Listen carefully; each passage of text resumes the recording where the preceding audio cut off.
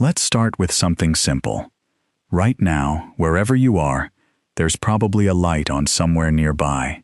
Maybe it's the soft glow of a lamp on your nightstand, or the faint blue haze of a screen you've just set down. Or maybe it's the last traces of daylight filtering through a curtain. That light, whatever it is doing something extraordinary. It's moving, fast, unbelievably, incomprehensibly fast. The photons hitting your wall left that light source and arrived at the wall in less time than it took your brain to register a single thought.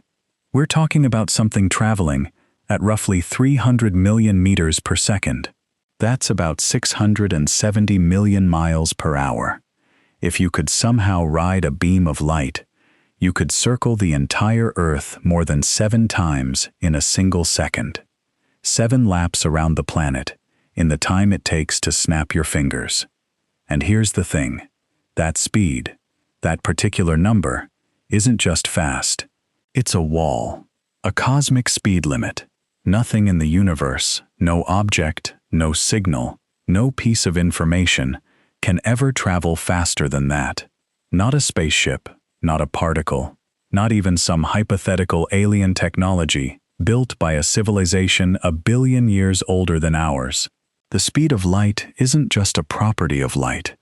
It's a property of reality itself. It's baked into the fabric of the universe at the deepest level we've ever been able to probe. And if that sounds like a bold claim, well, it is. It's one of the boldest claims in all of physics. And the strange part, the part that might keep you thinking for a while as you drift off tonight, is that despite more than a century of confirming that this speed limit is absolutely real, despite building entire frameworks of modern physics around it, despite testing it with particle accelerators and atomic clocks and satellites, nobody can fully explain why. We know that nothing travels faster than light. We've confirmed it. We've built our best theories around it. But when you push all the way down to the bottom and ask the simplest possible question, why is there a speed limit at all? The honest answer is that nobody knows. Not completely. Not in a way that would satisfy a curious child who just keeps asking why. So tonight, let's go there. Let's start with the easy version, the one you might remember from school, and then let's peel it back, layer by layer, until we arrive at something much stranger, much more beautiful, and much more mysterious than the textbook answer.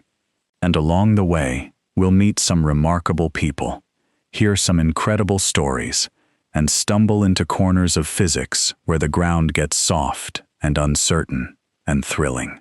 Let's begin with the simple version, the one most people have heard. It goes something like this. Nothing can go faster than light because as an object speeds up, it gets heavier. The faster you push something, the more massive it becomes, and the more energy you need to push it even faster. As you approach the speed of light, the mass of the object balloons toward infinity, and you'd need an infinite amount of energy to reach that final speed. Since infinite energy doesn't exist, you can never quite get there. You just keep getting closer and closer, asymptotically, like a curve that keeps rising, but never touches the ceiling. And that answer is, in a sense, correct. It's the standard pop science explanation, the one you'll find in most physics documentaries and most introductory textbooks. And it does capture something real about what happens when objects approach the speed of light. The energy required does increase dramatically. The math works out. But here's the thing, and this is where it gets interesting. That answer is more of a description than an explanation. It tells you what happens when you try to go faster than light. It describes the barrier, but it doesn't really tell you why the barrier is there in the first place. It's like asking why you can't walk through a wall, and someone answers, because the wall is solid. Well, yes, but why is the wall solid? What makes it solid? What's actually happening at the level of atoms and forces that creates that impenetrability? The interesting physics isn't in the fact that the wall stops you. It's in understanding what the wall is made of. So let's go deeper. And to do that, we need to go back, way back. Because before anyone could explain why light speed is a limit, humans first had to figure out that light even had a speed at all. And that turned out to be surprisingly difficult. For most of human history, people assumed light was instantaneous. You open your eyes, and the world is just there. Light doesn't seem to travel. It seems to simply exist, everywhere, all at once. The ancient Greeks debated this. Empedocles, around 450 BC, thought light must take some time to travel. But Aristotle disagreed. Aristotle argued that light was not a movement but a state, a kind of instantaneous presence. And Aristotle's view won out for nearly 2,000 years. When you have that kind of authority, people tend to stop asking the question. But some people kept asking. In the early 1100s, the Arab physicist and mathematician Ibn al-Haytham, sometimes called the father of modern optics, wrote a massive treatise called the Book of Optics. He didn't measure the speed of light, but he argued convincingly that light was something physical, something that traveled from objects to the eye, not the other way around. That was a radical idea at the time. Many scholars before him believed that vision worked by your eyes, sending out rays that scanned the world, like tiny searchlights. Ibn al-Haytham said no. Light comes in, your eye receives it. And if light is something that comes in, something that travels, then it might have a finite speed. Fast forward a few centuries to Galileo. Around 1638, Galileo actually tried to measure the speed of light. His method was charmingly simple. He and an assistant stood on two hilltops about a mile apart, each holding a covered lantern. The idea was that Galileo would uncover his lantern, and the moment his assistant saw the flash, the assistant would uncover his own lantern. Galileo would time the delay between uncovering his lantern and seeing his assistant's response. The delay would tell him how long the light took to travel back and forth between the two hilltops. It didn't work. The delay was too small to measure. All Galileo could conclude was that light was either instantaneous or extremely, extremely fast. He suspected the latter, but he couldn't prove it. The distance was just too short, and the speed just too great. Light covers a mile in about 5/millionths of a second. No stopwatch in 1638, or today for that matter, held by human hands could catch that. But the question didn't die, and the answer, when it finally came, arrived from an unexpected direction, not from hilltops and lanterns, but from Jupiter.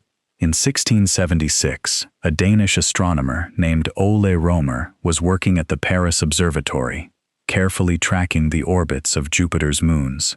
Specifically, he was watching Io, the innermost of Jupiter's large moons, which orbits Jupiter roughly once every 42 hours. Astronomers had been timing these orbits very precisely, because the regular eclipses of Io behind Jupiter made a useful cosmic clock. Ships at sea could potentially use it to determine longitude, but Romer noticed something strange. The timing of Io's eclipses wasn't perfectly regular. Sometimes they happened a little earlier than predicted, and sometimes a little later. And the pattern of early and late correlated with something specific.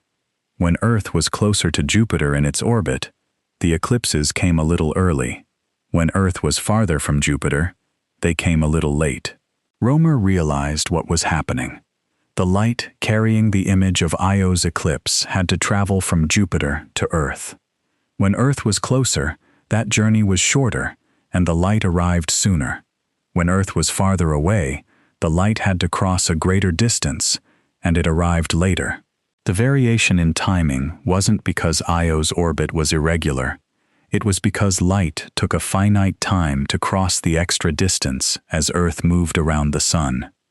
Romer calculated that light took about 22 minutes to cross the diameter of Earth's orbit.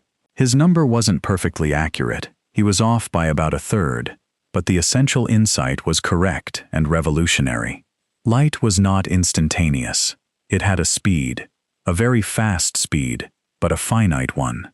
Think about what that meant. For the first time in human history, someone had measured a property of light that nobody had ever directly observed. And they did it not by timing a flash between two hilltops, but by watching the moons of Jupiter over the course of months and realizing that the tiny discrepancies in their timing were the fingerprint of light's journey across the solar system. That's beautiful, and it's worth pausing on, because this kind of indirect, clever reasoning is exactly how physics often works. You can't always measure the thing you want to measure directly. Sometimes you have to catch its shadow, its echo, its footprint in something else entirely. Now, once people knew light had a finite speed, the race was on to measure it more precisely, and over the next 2 centuries, that number got nailed down tighter and tighter. In 1849, a French physicist named Hippolyte Fizeau managed to measure the speed of light entirely on the ground. No astronomical observations needed. His setup was ingenious. He used a rapidly spinning toothed wheel.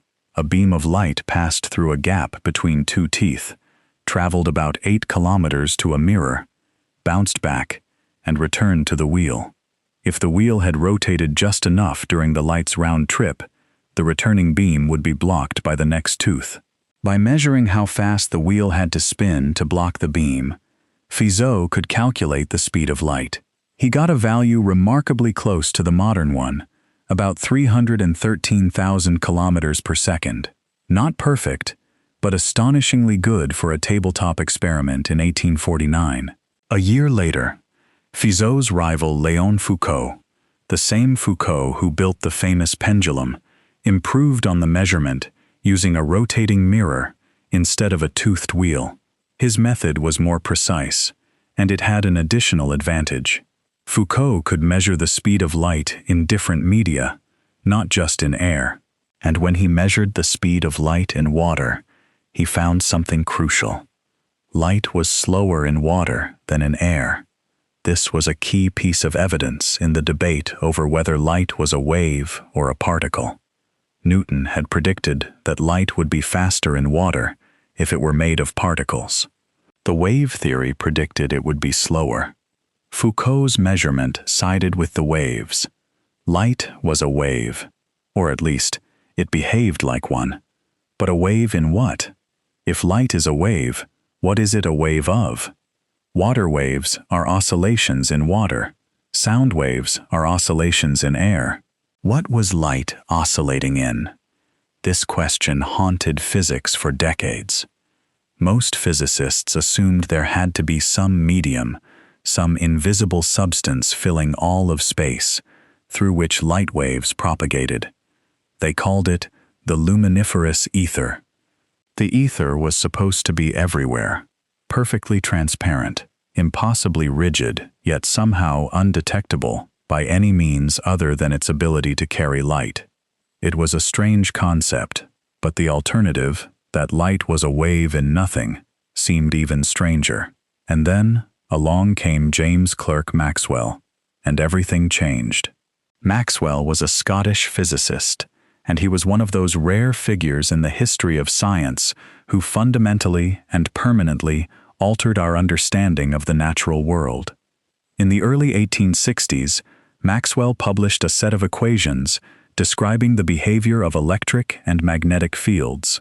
These equations, which we now call Maxwell's equations, unified electricity and magnetism into a single framework, electromagnetism. And here's the kicker. When Maxwell solved his own equations for the case of oscillating electric and magnetic fields in empty space, he found that the solution described a wave, a self-propagating wave in which a changing electric field creates a changing magnetic field, which creates a changing electric field, which creates a changing magnetic field, rippling outward through space at a speed determined entirely by 2 fundamental constants of nature, the permittivity and permeability of free space. Maxwell calculated the speed of this electromagnetic wave, And the number he got was almost exactly the speed of light. Almost exactly 300,000 kilometers per second. The correspondence was too close to be coincidence. Maxwell realized, and this was one of the great eureka moments in the history of science, that light is an electromagnetic wave. Light isn't some mysterious separate thing. It's electricity and magnetism, dancing together, leapfrogging through space, at a speed set by the fundamental properties of empty space itself. This was a staggering unification. Two seemingly different phenomena, light and electromagnetism, turned out to be the same thing. And the speed of light wasn't arbitrary. It wasn't something that just happened to be fast. It fell out of Maxwell's equations as naturally as 2 + 2 = 4. The speed was determined by the electric and magnetic properties of the vacuum. It was built into the structure of electromagnetism itself. But even Maxwell's beautiful unification left the ether question unresolved. Maxwell's equations described electromagnetic waves propagating through space. But most physicists, Maxwell included, still assumed there was an ether for the waves to propagate through. The equations worked perfectly without any ether, but the conceptual leap of accepting a wave with no medium was just too radical for most 19th century minds. And so, in 1887, two American physicists set out to detect the ether once and for all. Their names were Albert Michelson and Edward Morley, and their experiment became one of the most famous in the history of physics. The idea was straightforward. If the Earth is moving through the ether, as it must be since the Earth orbits the Sun at about 30 kilometers per second, then light traveling in the direction of Earth's motion should be slightly affected compared to light traveling perpendicular to it. It's like swimming in a river. If you swim upstream, you're slower. If you swim across the current, you're a little bit faster relative to the upstream direction. The difference is tiny, but Michelson had built an extraordinarily sensitive instrument called an interferometer that could detect it. They ran the experiment, and they found nothing. No difference, no ether wind, no matter which direction they pointed their apparatus, no matter what time of year they tested it, the speed of light was the same in every direction, exactly the same. The ether didn't seem to exist, or if it did, it was completely undetectable, which is the same thing as not existing for a physicist. The Michelson-Morley experiment is sometimes called the most famous failed experiment in the history of science. It failed to find what it was looking for, but in failing, it revealed something far more profound. It showed that the speed of light is the same for every observer, regardless of how they're moving. And that simple fact, that the speed of light is constant and identical for everyone, turns out to be one of the most revolutionary ideas in all of physics. It's the seed from which Einstein's special relativity grew. But we're getting ahead of ourselves. Let's sit with the Michelson-Morley result for a moment, because it's genuinely puzzling. Imagine you're standing on the side of a road, and a car drives past you at 60 miles per hour. You measure its speed, 60. Now imagine you're in another car, driving in the same direction at 30 miles per hour, and the first car passes you. You'd measure its speed as 30, the difference between your speed and its speed. This is basic, intuitive, and it works for everything in everyday life. Speeds add and subtract depending on how you're moving. But light doesn't work that way. If a beam of light passes you while you're standing still, you measure its speed as 300,000 kilometers per second. If you hop in a spaceship and fly toward the beam at half the speed of light, you'd expect to measure the light coming at you faster, at 450,000 kilometers per second.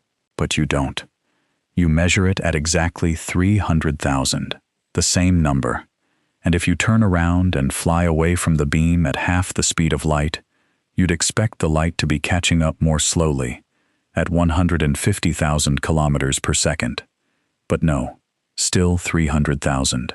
Always 300,000.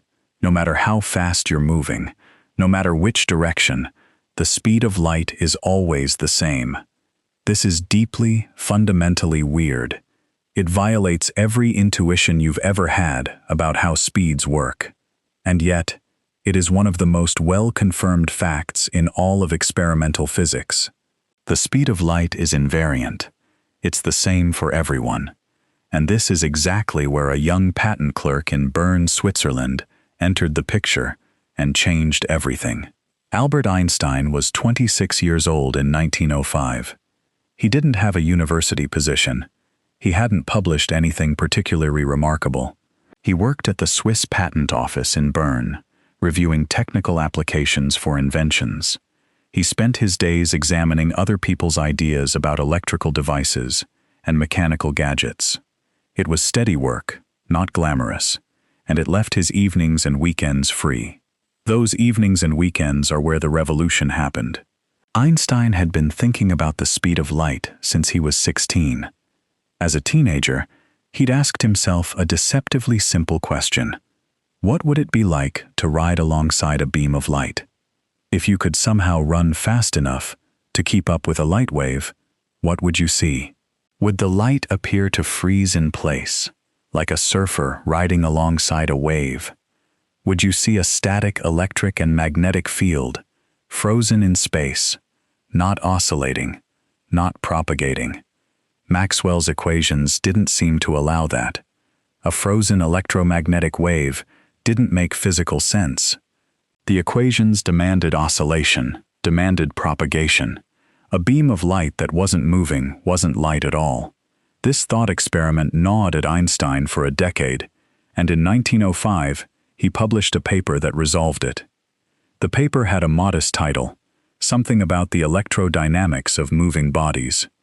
It didn't even mention the word relativity, but it contained, in dense and carefully argued prose, one of the most radical reconceptions of space and time in the history of human thought. Einstein's approach was audacious in its simplicity. He started with just two postulates, two assumptions. That's it. And from those two assumptions, he derived everything. The first postulate was the principle of relativity. The laws of physics are the same for everyone moving at a constant speed. There's no experiment you can do inside a sealed, smoothly moving room that will tell you whether you're moving or standing still. This idea wasn't new. Galileo had articulated a version of it centuries earlier. If you're on a smoothly sailing ship below deck, you can't tell the ship is moving. Throw a ball straight up, and it lands right back in your hand. Pour water, and it falls straight down. The physics inside the ship is identical to the physics on solid ground. The second postulate was the revolutionary one. The speed of light in a vacuum is the same for all observers, regardless of their motion or the motion of the light source. This was the insight that came directly from the Michelson-Morley experiment and from the structure of Maxwell's equations themselves. The speed of light isn't relative. It doesn't depend on your frame of reference. It's a constant of nature, the same everywhere, for everyone, always. Now, here's the thing. These two postulates seem harmless enough on their own, but together, they are dynamite. Because if the speed of light is the same for everyone, then something else has to give. And what gives? What has to change to accommodate this strange constancy of light speed is our understanding of space and time themselves. Let me show you why. Imagine a train passing through a station. On the train, someone has set up a little experiment. A flashlight in the middle of a car sends a pulse of light simultaneously toward the front and back of the car. From the perspective of someone on the train, the two pulses hit the front and back walls at the same time. The light travels equal distances in both directions at the same speed, so it arrives simultaneously. Simple. But now, think about what someone standing on the platform sees. The train is moving. So from the platform's perspective, the back wall is moving toward the light pulse, and the front wall is moving away from it. The pulse heading toward the back wall has a shorter distance to travel because the wall is rushing to meet it. The pulse heading toward the front wall has a longer distance to travel because the wall is running away. And here's the crucial part. Both pulses are still traveling at the same speed. The speed of light doesn't change just because the train is moving. So the backward pulse arrives first, and the forward pulse arrives later. Think about what that means. On the train, the two events, light hitting the front wall and light hitting the back wall, happen at the same time. On the platform, they happen at different times. The same two events are simultaneous in one frame of reference and not simultaneous in another. Simultaneity is relative. What happens at the same time depends on who's watching and how they're moving. This is not an illusion. It's not a trick of perception. It's a fundamental feature of reality. Two events that are simultaneous for one observer are not necessarily simultaneous for another. And this realization, which follows inevitably from the constancy of the speed of light, shatters the Newtonian picture of absolute time. Newton believed that time was universal, that there was one cosmic clock ticking away identically for everyone in the universe. Einstein showed that there isn't. Time is personal. Your clock and my clock don't have to agree. And if we're moving relative to each other, they won't. And it gets stranger. Not only does simultaneity break down, but the actual rate at which time passes changes depending on how fast you're moving. This is called time dilation, and it's one of the most mind-bending consequences of special relativity. Here's how to think about it.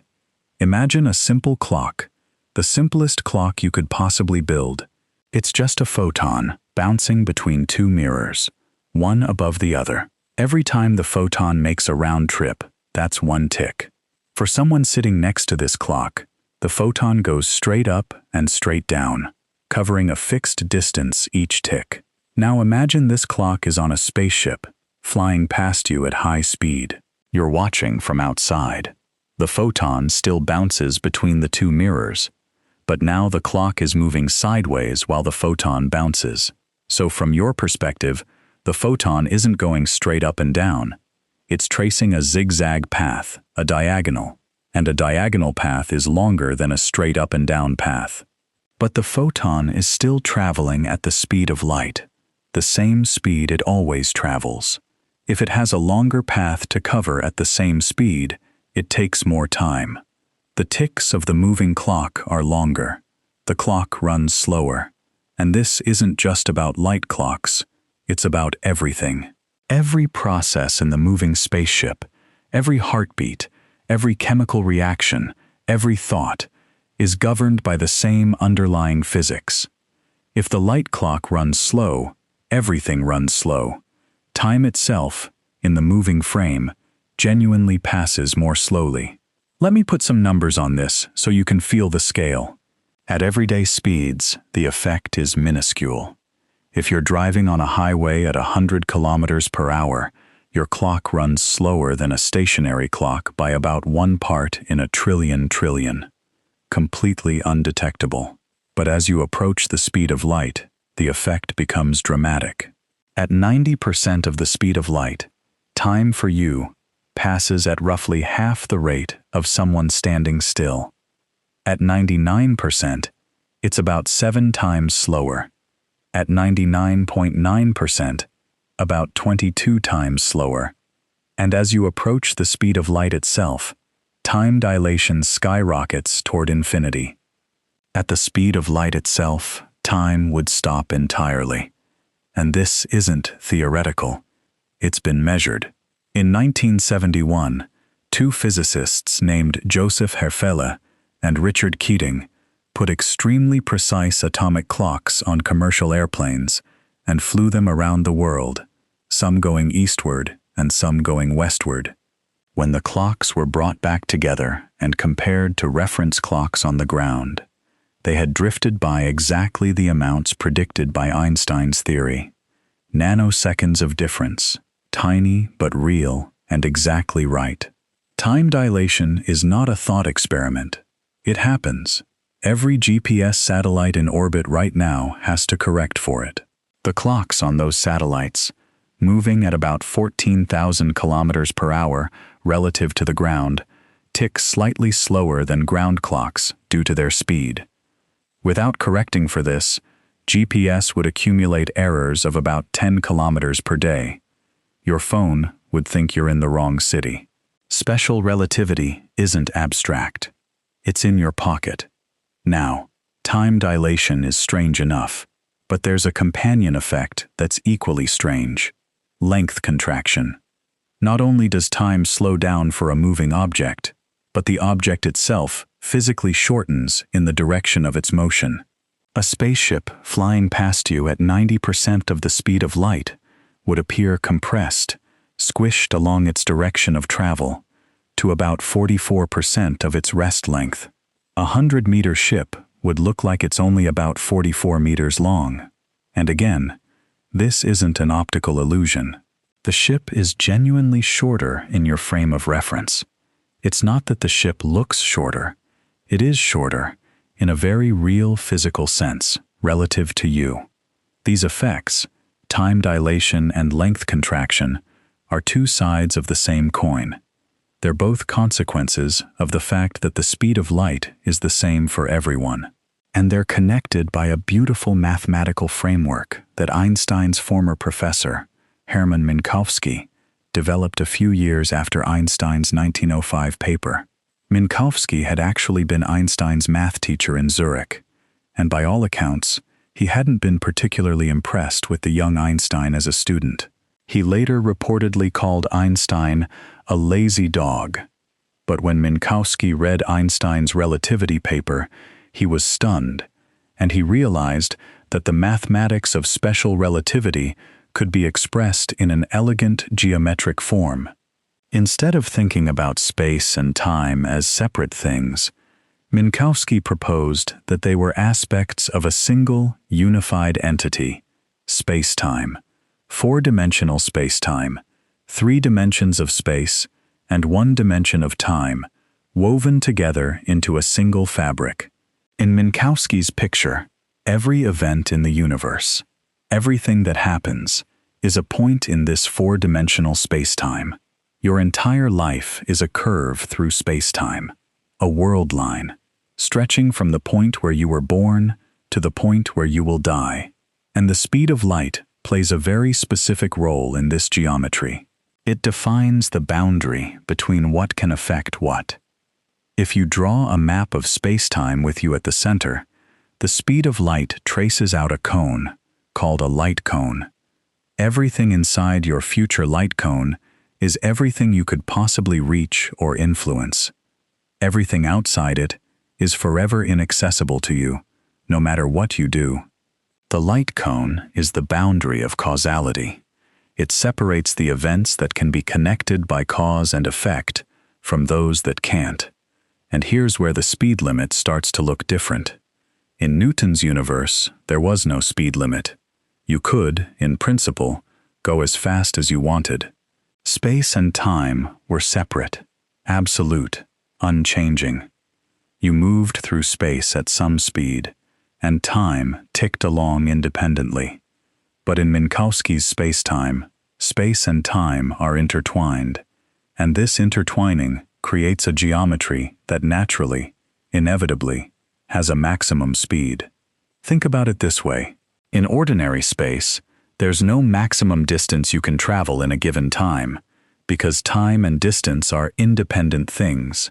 You can go as far as you like. But in spacetime, space and time are connected, and they're connected in a very specific way. The geometry of spacetime is not the familiar Euclidean geometry of flat space. It's a different kind of geometry, called Minkowski geometry, and it has a different rule for measuring distances. In Euclidean geometry, the distance between 2 points increases when you add contributions from more dimensions. In Minkowski geometry, the time dimension has a minus sign. Time and space partially cancel each other out when you compute the space-time interval between 2 events. I know that sounds abstract. Let me try to make it more concrete. In regular space, if you walk north and east at the same time, you cover more total distance than if you just walk north. The two directions add up. But in space-time, moving through space actually reduces how much you move through time. The faster you travel through space, the slower you move through time. This is time dilation, expressed geometrically. You're trading motion through time for motion through space. When you're standing still, all of your motion through space-time is in the time direction. You're moving through time at the maximum rate. When you start moving through space, some of your motion gets redirected from time into space, and your progress through time slows down. And the speed of light is the point where all of your motion through space-time has been redirected from time into space. A photon, traveling at the speed of light, is moving through space at the maximum possible rate, and it's not moving through time at all. From the photon's perspective, if you can even define such a thing, no time passes, ever. A photon emitted from a star 10 billion light-years away arrives at your eye, and from the photon's perspective, the emission and the arrival happen at the same instant. It experiences no journey, no time, just existence at the start point and the end point simultaneously. This is a profoundly different way of thinking about the speed limit. It's not that something is stopping you from going faster than light. It's not that there's a force, a wall, a barrier that pushes back against you as you approach light speed.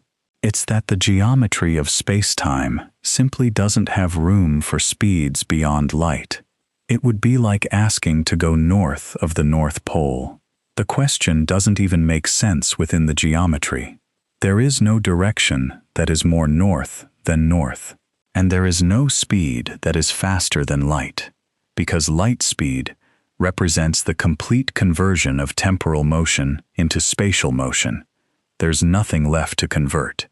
Let's sit with that for a second, because I think it's the key insight, and it's worth turning over in your mind. The speed of light is not an engineering problem. It's not that our rockets aren't powerful enough, or our technology isn't advanced enough, or that we just need a better fuel source. It's not a practical limitation. It's a geometric one. The structure of space-time itself doesn't allow it. It's like asking why you can't draw a triangle with 4 sides. The question contains its own answer, because then it wouldn't be a triangle. The speed of light is the shape of space-time. It's part of the definition of how the universe is structured, and this is where we start to approach the deep mystery. Because once you see the speed limit as a feature of space-time geometry, the natural next question is, why does space-time have this geometry? Why is the universe built with this particular structure, with space and time intertwined in this particular way, with this particular speed as the boundary? And that is the question nobody can fully answer. But before we get to that frontier, let's explore some of the other strange consequences of the speed limit, because they reveal just how deeply this constraint shapes the universe. One of the first things you learn in relativity is that you can't simply add speeds the way you do in everyday life. If you're on a train going at 60% of the speed of light, and you throw a ball forward at 60% of the speed of light, intuition says the ball should be going at 120% of the speed of light relative to the ground, faster than light. But it's not.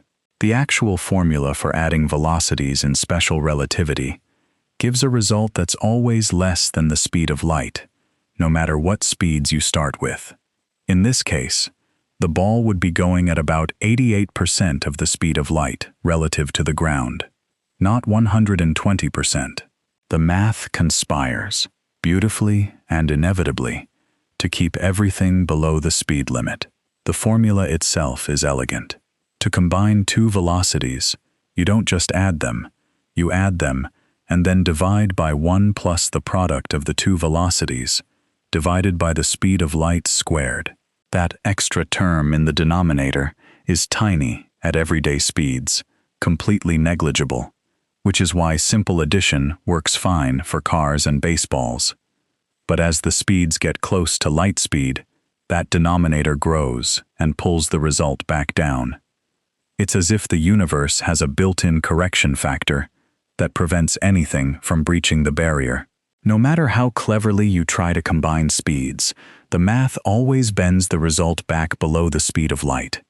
Now, you might be thinking, okay, but what if you just keep accelerating? What if you have an engine that can run forever, and you just keep pushing, keep adding speed, for days, years, centuries?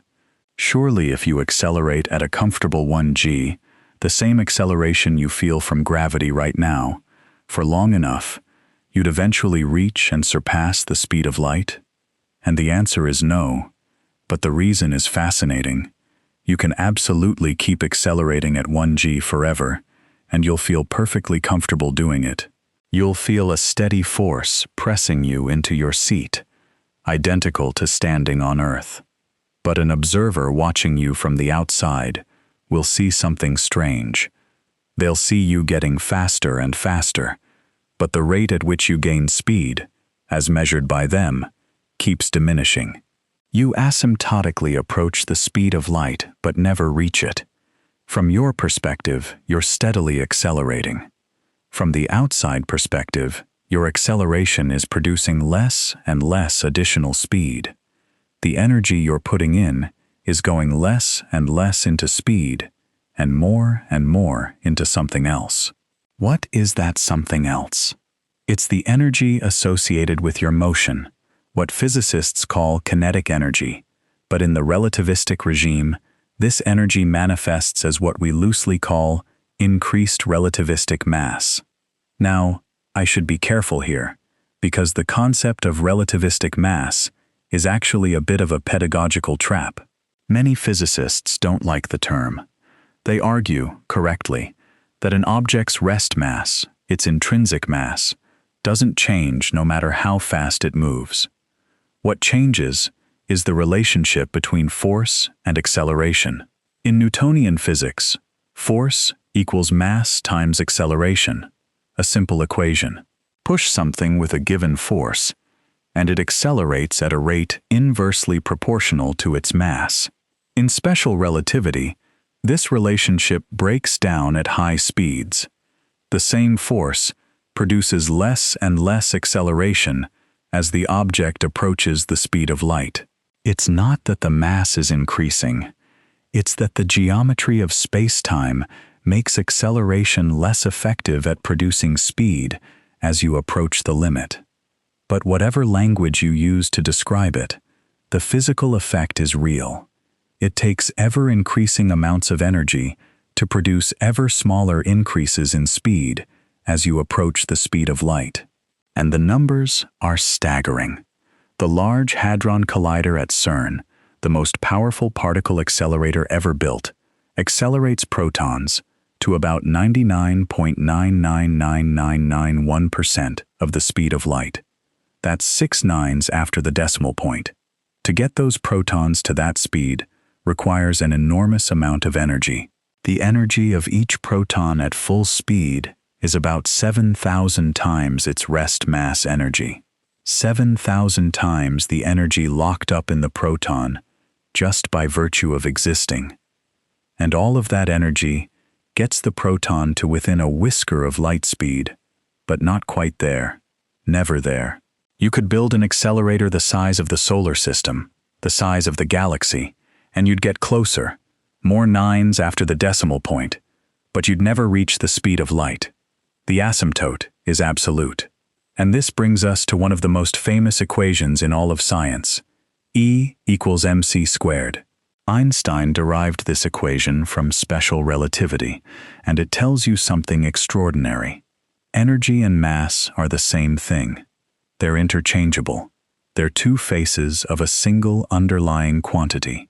The speed of light squared, that c squared, is the exchange rate between them. And because c is such a huge number, a tiny amount of mass corresponds to an enormous amount of energy. A single kilogram of matter, if you could convert it entirely to energy, would release about 90 million billion joules.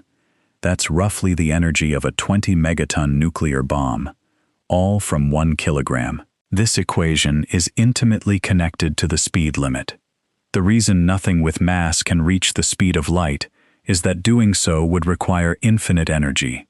And the reason it would require infinite energy is that as you approach light speed, the energy you're putting in is being converted into mass energy, not speed. You're making the object more energetic, not faster. The kinetic energy is adding to the inertia, making it harder and harder to accelerate further. It's a self-reinforcing barrier. The faster you go, the more energy you need. The more energy you add, the less effective it becomes at increasing speed. You're fighting against the geometry of space-time, and the geometry always wins. But here's something that might seem paradoxical. If nothing with mass can reach the speed of light, how does light do it? Photons travel at the speed of light. They do it effortlessly. Every single one of them. Always. How? The answer is that photons have no mass. Zero rest mass. And for massless particles, the speed of light isn't a limit to aspire to. It's the only speed possible. A photon is born traveling at the speed of light and never travels at any other speed. It can't slow down. It can't speed up. It's always at c. Always. In every frame of reference. If you tried to bring a photon to rest, it would cease to exist. A stationary photon isn't a thing. Photons exist only as motion, only as oscillations of electromagnetic fields propagating at exactly the speed of light. And this reveals something important about the nature of the speed limit. The speed of light isn't really about light. Light just happens to travel at that speed, because it's massless. If photons had mass, they'd travel slower than c, and we'd still have the same speed limit. The limit is about the structure of space-time, not about the properties of light. It might be more accurate to call it the speed of causality, or the speed of space-time. It's the speed at which the fabric of the universe propagates information and influence. Light rides at this speed because it can, because it's massless. But the speed was there before light. It's embedded in the geometry. So let's come back to the energy argument for a moment and look at it from a different angle. We said that it takes infinite energy to accelerate a massive object to the speed of light. But why? In Newtonian physics, there's no such limit. You can always add more speed with more force. What changed? What changed is the relationship between energy, momentum, and speed. In Newtonian physics, the kinetic energy of an object is 1/2 times its mass times its velocity squared. This formula works perfectly for everyday speeds. But at speeds approaching light, it breaks down. The correct relativistic formula is different, and it has a denominator that goes to 0 as velocity approaches c. That's where the infinity comes from. The mathematical structure of relativistic mechanics simply doesn't allow massive objects to reach the speed of light. And this isn't an arbitrary mathematical choice. It's a consequence of the geometry of space-time. The formulas of special relativity aren't imposed on the universe.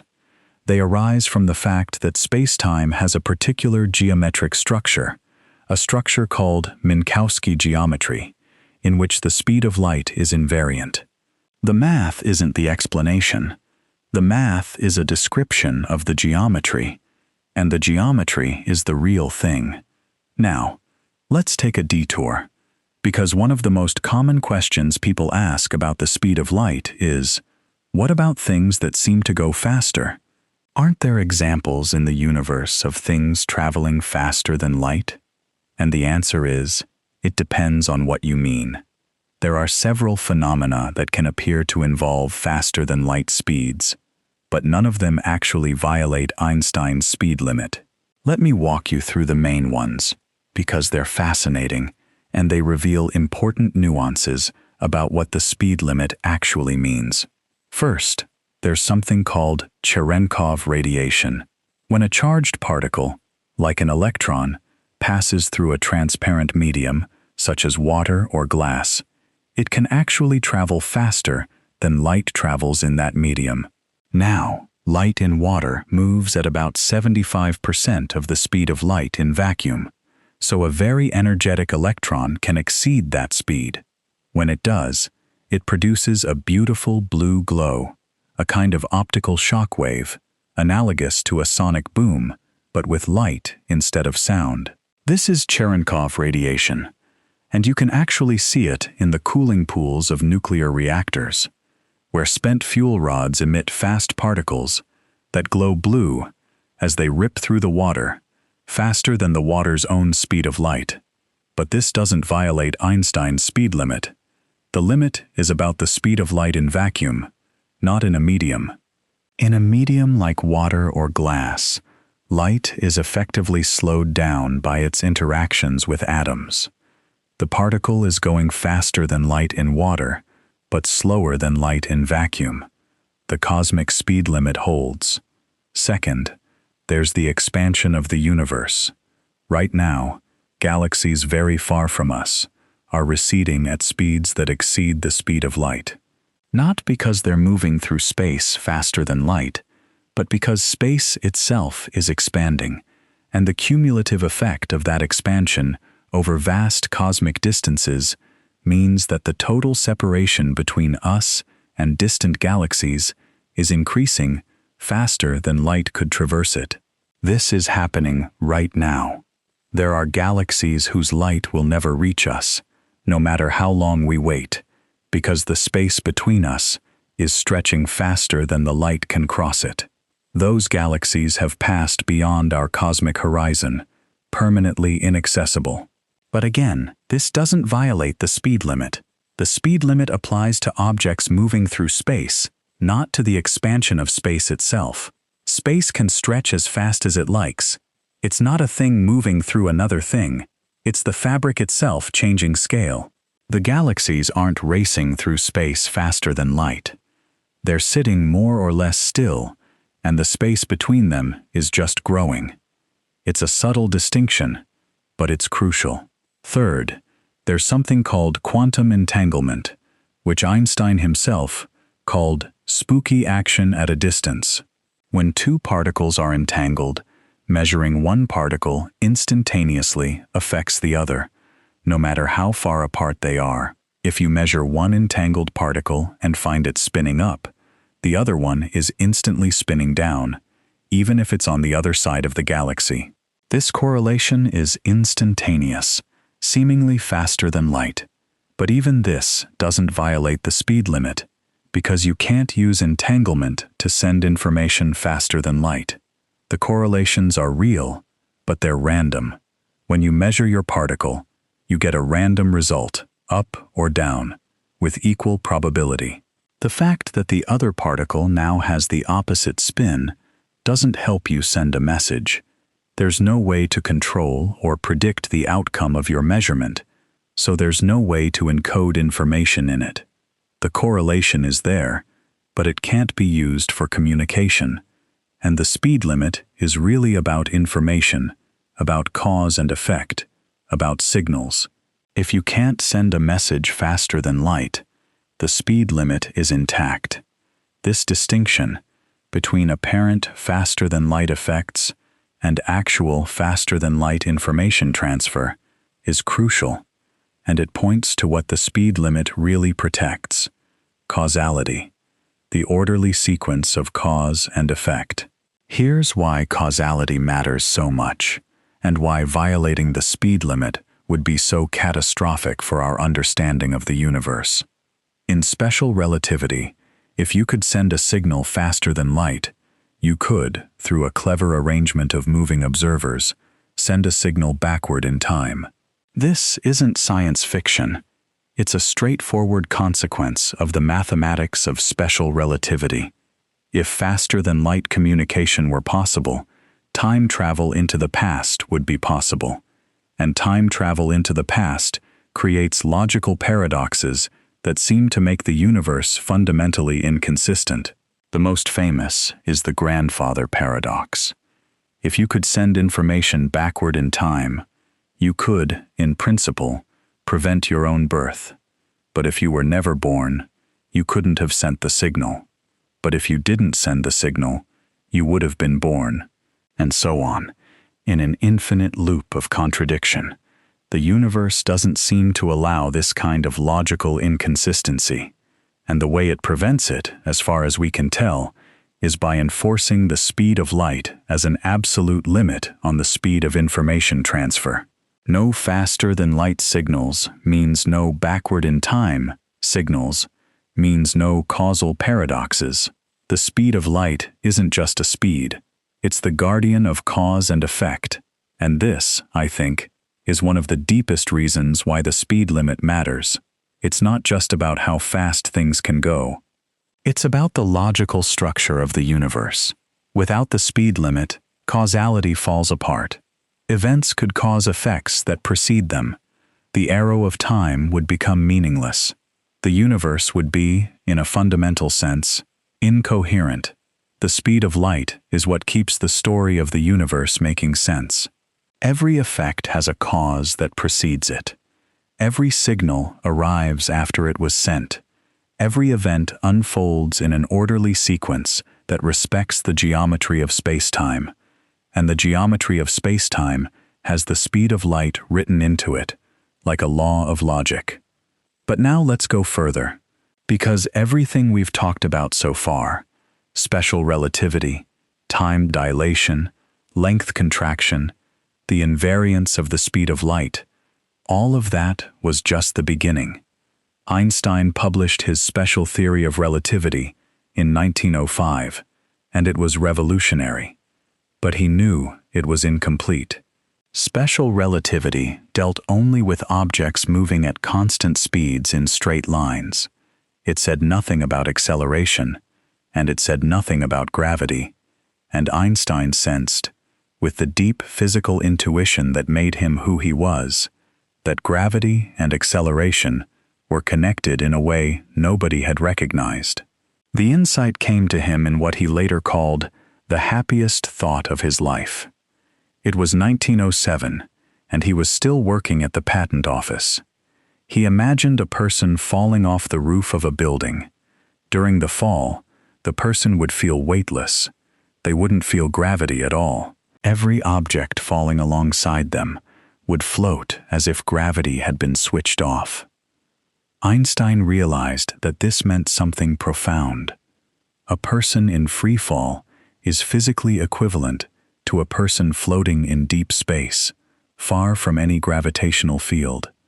And conversely, a person standing on the surface of the Earth, feeling their weight, is physically equivalent to a person in a rocket accelerating at 1 g in deep space. There's no experiment you can do inside a closed room that can distinguish between gravity and acceleration. They are, in a very deep sense, the same thing. This is called the equivalence principle, and it became the cornerstone of Einstein's general theory of relativity, which he published in 1915 after nearly a decade of grueling mathematical work.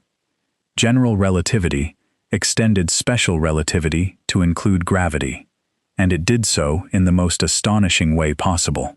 Gravity, Einstein showed, is not a force. It's geometry. Gravity is the curvature of spacetime. Think about it like this. Imagine a flat rubber sheet stretched tight.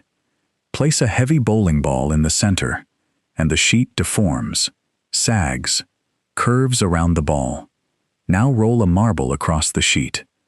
The marble doesn't travel in a straight line. It follows the curves, spiraling inward toward the bowling ball. It looks like the bowling ball is pulling the marble toward it, but actually, the marble is just following the curvature of the sheet. There's no pull, no force reaching out. The marble is moving as straight as it can, but the sheet itself is curved, so the straightest path curves.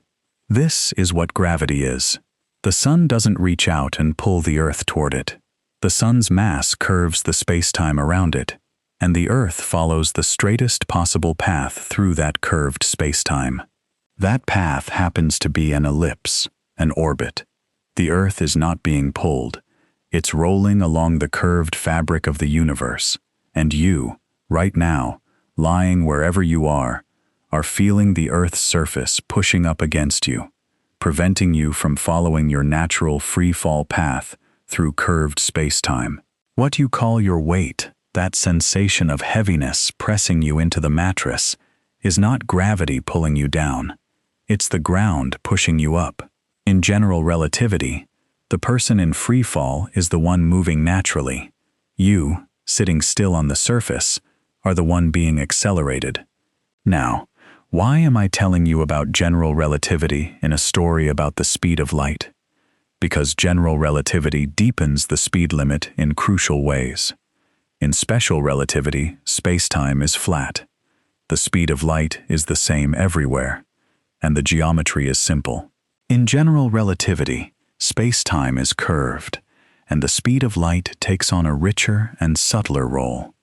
Locally, in any small patch of space-time, the speed of light is always the same.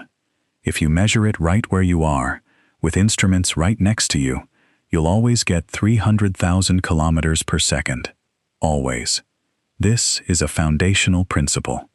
But globally, when light has to travel through curved space-time, across regions where the curvature varies, things get more interesting. Near massive objects, where space-time is strongly curved, time itself runs slower. This is gravitational time dilation, and it's separate from the velocity-based time dilation we talked about earlier. A clock on the surface of the Earth runs slightly slower than a clock on a satellite in orbit. Not because the satellite is moving faster, actually it is, and that makes its clock run slower due to velocity-based time dilation, but the gravitational effect actually dominates. The satellite is farther from the Earth, in a region where space-time is less curved, and its clock runs faster because of that. The two effects partially oppose each other, and the net result depends on the altitude and speed of the satellite. For GPS satellites, the gravitational effect wins, and the satellite clocks run faster than ground clocks by about 45 microseconds per day. The velocity effect makes them run slower by about 7 microseconds per day. The net effect is a gain of about 38 microseconds per day. 38 millionths of a second per day. Tiny, but if you don't correct for it, your GPS will be off by about 10 kilometers by the end of the day. The point is that gravity affects time, and therefore, gravity affects the speed of light in an indirect but important way. Light passing through a region of strong gravity, like near a massive star, follows a curved path and takes longer to traverse a given distance, as measured by a distant observer. It appears to slow down. Near a black hole, where space-time curvature becomes extreme, light can orbit the black hole in a circle, trapped on a path called the photon sphere. And at the event horizon, the boundary of the black hole itself, time dilation becomes infinite.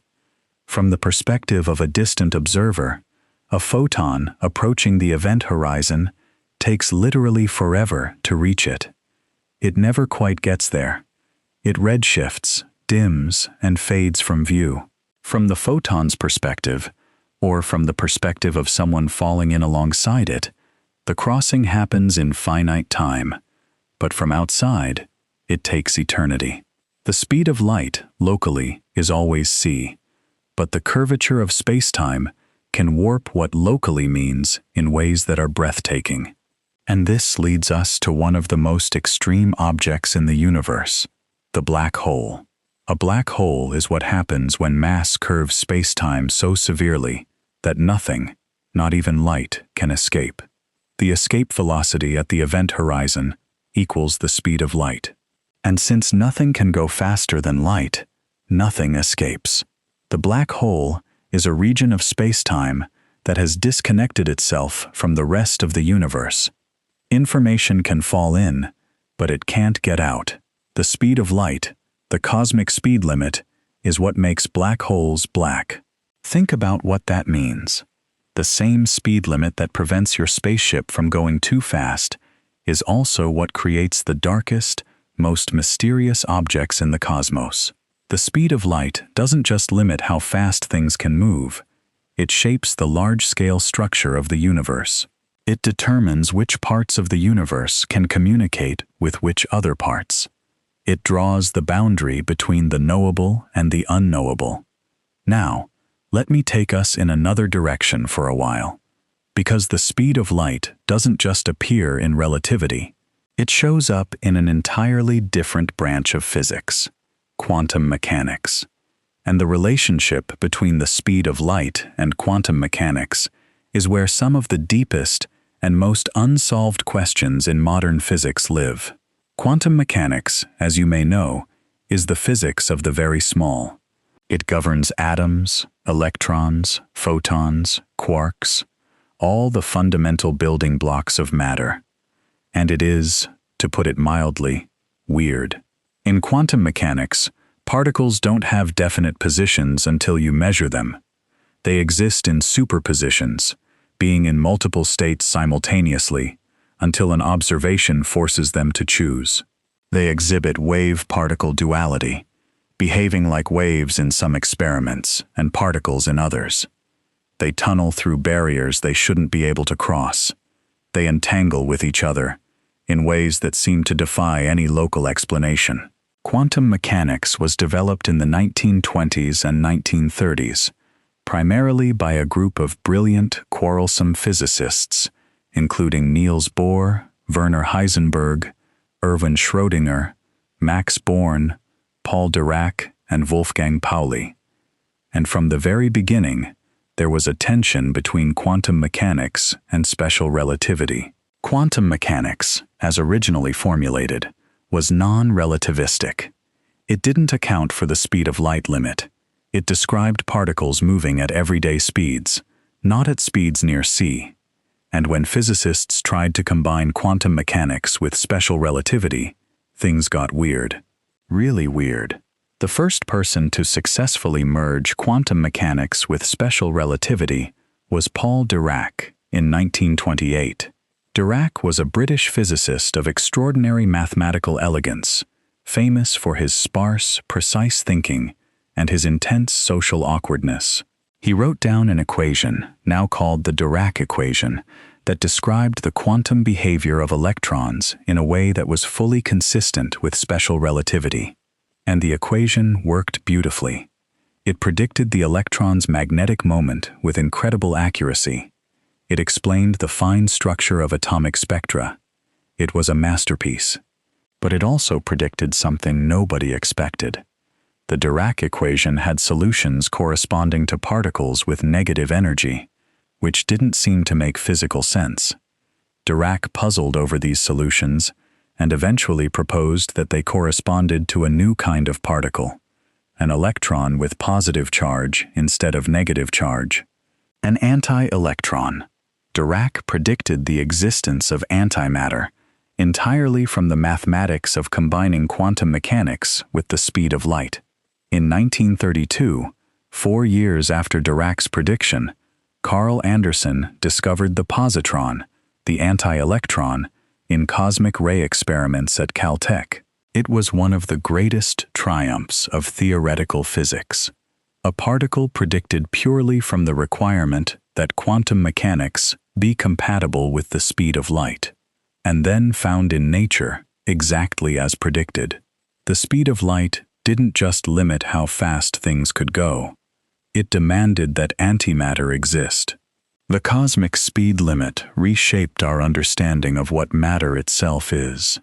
From Dirac's equation, physics eventually developed into what we now call quantum field theory, which is the framework that underlies all of modern particle physics. In quantum field theory, particles are not little balls or dots. They're excitations of underlying fields. An electron is a ripple in the electron field. A photon is a ripple in the electromagnetic field. A quark is a ripple in the quark field. The entire universe is suffused with these fields, overlapping and interacting, and every particle you've ever heard of is just a vibration in one of them. And the speed of light plays a central role in quantum field theory. It determines how these fields can interact. It sets the pace at which disturbances in one field can influence another. It ensures that the theory is causal, that effects don't precede their causes, even at the quantum level. The speed of light is woven into the very definition of what a quantum field is and how it behaves.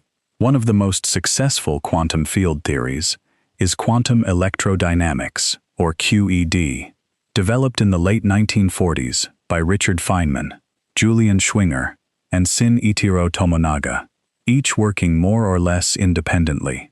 QED describes how electrons and photons interact, and it is, by many measures, the most precisely tested theory in the history of science.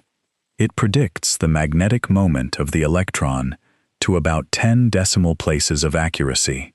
That's like predicting the distance from New York to Los Angeles to within the width of a human hair. And the speed of light is everywhere in these calculations. It's in every propagator, every vertex, every Feynman diagram. Without the speed of light as a constant, the entire framework of QED would collapse. But here's where things get genuinely mysterious. Quantum field theory and general relativity are both spectacularly successful. QFT describes the very small with extraordinary precision. General relativity describes the very large with equal precision, but they don't work together. When you try to apply quantum field theory to gravity, when you try to treat the gravitational field the same way you treat the electromagnetic field and quantize it, the math breaks down. You get infinities that can't be removed. The calculations blow up. The theory becomes nonsensical. This is the central unsolved problem in theoretical physics, the incompatibility of quantum mechanics and general relativity. We have two frameworks that both work brilliantly in their own domains, but they can't be combined into a single, unified theory.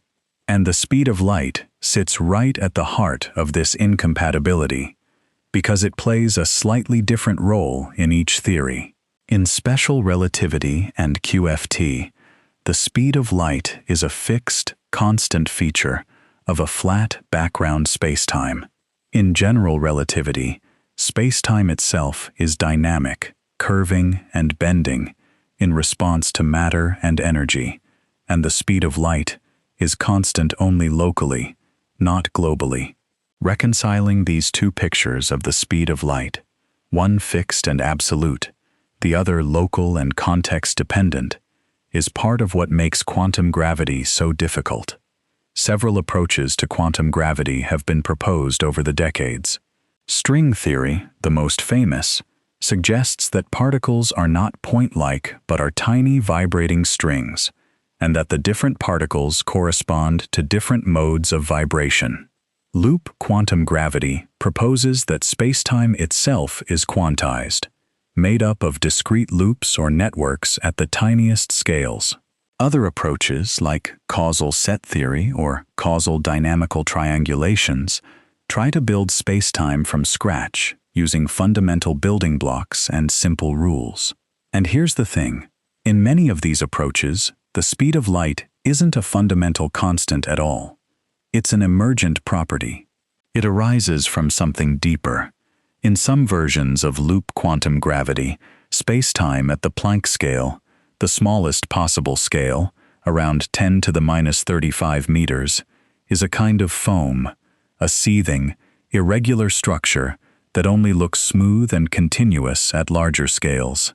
The speed of light in this picture is something that emerges from the collective behavior of this quantum foam, the way the speed of sound emerges from the collective behavior of air molecules. Sound doesn't have a speed because individual molecules have a speed limit. Sound has a speed because of how molecules interact with each other on a large scale. Maybe, just maybe, the speed of light is similar. Maybe it's not a fundamental feature of reality, but an emergent consequence of something deeper, something we haven't yet identified. This is speculative. I want to be clear about that. We don't have a working theory of quantum gravity. We don't know if space-time is discrete or continuous at the smallest scales. We don't know if the speed of light is fundamental or emergent. These are open questions, active areas of research, frontiers where the smartest people in physics are working right now with limited success. But the possibility that the speed of light might not be the deepest layer of the explanation, that there might be something underneath it, something that explains why the universe has this particular speed limit, is tantalizing and humbling. Let me tell you about a few of the specific ideas that physicists have explored, because even though we don't have answers, the questions themselves are beautiful. One idea comes from the physicist John Wheeler, who was a titan of 20th century physics and a wonderfully creative thinker. Wheeler coined the terms black hole and wormhole, among others, and he spent decades thinking about the foundations of physics. In his later years, Wheeler proposed something he called it from bit, the idea that the physical world, at its deepest level, is made of information. Not matter, not energy, but information. Every particle, every field, every force is ultimately a yes or no answer to some binary question. The laws of physics, including the speed of light, would then be consequences of how information is processed and shared in the universe. Wheeler's it from bit is more of a philosophical program than a detailed theory, but it has influenced a lot of modern thinking. Several approaches to quantum gravity, particularly the holographic principle and ideas related to black hole information theory, suggest that information plays a fundamental role in the structure of spacetime. The speed of light, in these frameworks, could be related to the rate at which the universe can process or transmit information. It's not that things can't go faster than light. It's that information can't be transmitted faster than a certain rate, and that rate defines what we call the speed of light. Another idea, quite different, comes from thinking about symmetry. Physicists have long known that the laws of physics are deeply connected to symmetries. Conservation of energy comes from the symmetry of time. The laws of physics don't change from one moment to the next. Conservation of momentum comes from the symmetry of space. The laws of physics don't change from one place to another. These connections, formalized by the mathematician Emmy Noether in 1918, are among the most beautiful results in all of physics. The speed of light is connected to a particular symmetry, called Lorentz symmetry, named after the Dutch physicist Hendrik Lorentz, who studied the transformations that relate different frames of reference moving at constant velocities. Lorentz symmetry says that the laws of physics look the same to all observers moving at constant speeds, and it requires that there be a maximum speed that is the same for everyone. The speed of light is that speed. But why does the universe have Lorentz symmetry? Why is this particular symmetry built into the fabric of reality? That's another question without a complete answer. We can describe the symmetry. We can show that it's consistent with all known experiments. But we can't explain why the universe chose it, if chose is even the right word. Some physicists have even entertained the idea that the speed of light might not be truly constant, that it might have been different in the very early universe or in extreme conditions. This is called the variable speed of light hypothesis, and it was explored seriously by João Magejo and others in the early 2000s. The idea is controversial and is not part of mainstream physics, but it's interesting because it forces you to think about what it would mean for the speed of light to change. If the speed of light were different, the entire structure of physics would be different. Atoms would have different properties. Chemistry would change. Biology would be unrecognizable. The universe as we know it is exquisitely sensitive to the value of the speed of light. Change it even slightly, and you don't get a universe that's just a little different. You get a universe that's completely different, possibly one in which complexity, structure, and life couldn't exist at all. This sensitivity is part of a broader observation called the fine-tuning problem. Many of the fundamental constants of nature, including the speed of light, the gravitational constant, the charge of the electron, and the masses of quarks, seem to be set to values that allow for a rich, complex universe. Tweak them slightly, and stars don't form, or atoms aren't stable, or chemistry doesn't work. Whether this fine-tuning is a coincidence, a consequence of some deeper principle, or evidence of a multiverse in which all possible values are realized and we just happen to be in one that works, is one of the biggest open questions in modern physics. Let me bring us back toward something more concrete, because sometimes, when you've been wandering through the deep abstractions of theoretical physics, it helps to come back to Earth and feel the speed of light in your everyday experience. Your phone, right there on your nightstand.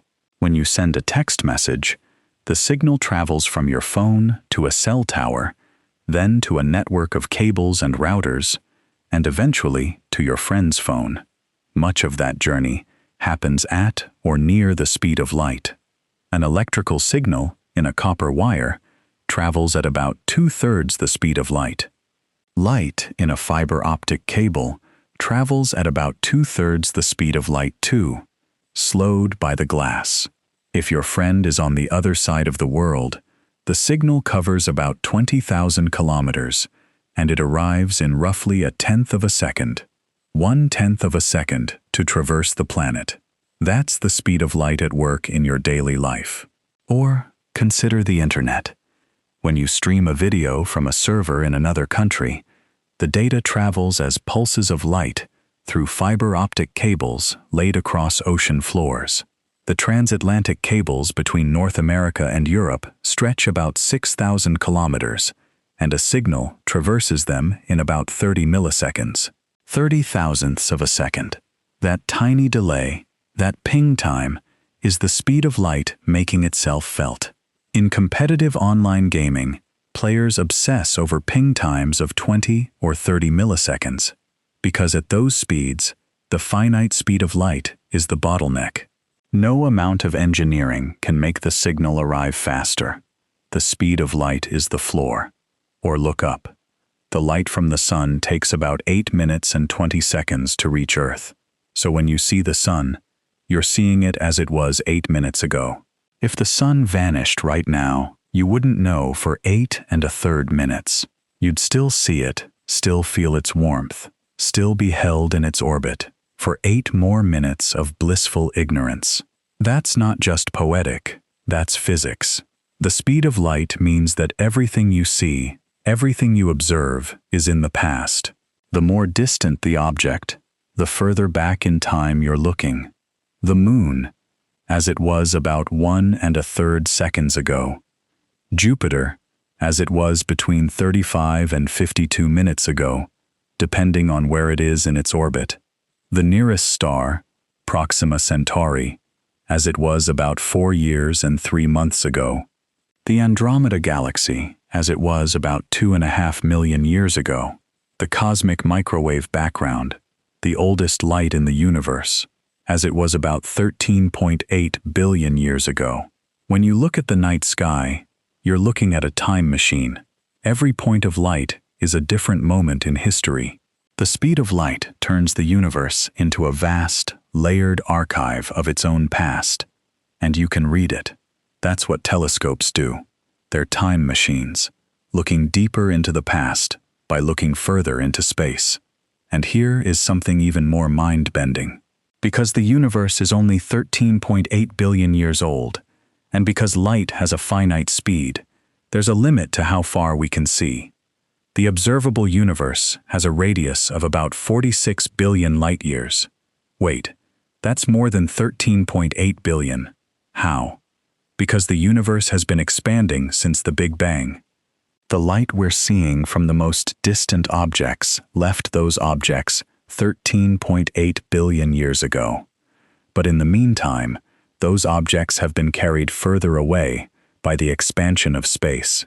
So the actual distance to them now is much greater than the distance the light traveled. The observable universe is bigger than you'd naively expect, because space has been stretching during the light's journey. But beyond the observable universe, there's more, almost certainly much more. Regions of space so far away that their light hasn't had time to reach us in the 13.8 billion years since the Big Bang. Those regions are out there, but they're invisible to us, hidden behind a cosmic horizon, defined by the speed of light and the age of the universe. We can never see them, never communicate with them, never know what's happening there. The speed of light doesn't just limit how fast things can move, it limits what we can know. It draws a circle around our knowledge, a sphere of ignorance, beyond which the universe is forever unknown. And the horizon is getting worse, not better, because the expansion of the universe is accelerating, driven by dark energy.